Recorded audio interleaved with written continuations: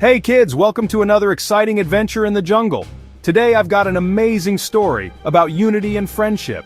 Imagine a sunny jungle clearing where the leaves rustle, insects buzz, and birds chirp.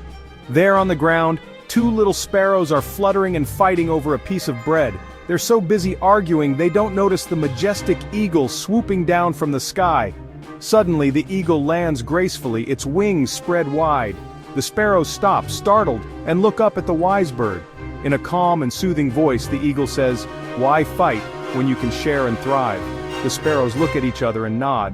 They split the food, each taking a piece. Then they chirp together in harmony and fly off with the eagle, feeling happier than ever. Nearby, under a tree, a majestic lion sits observing the scene. The lion nods slightly, as if approving this beautiful lesson. Remember kids, true strength lies in unity. When you work together and share, everyone can be happy and thrive. Thanks for joining me in the jungle today.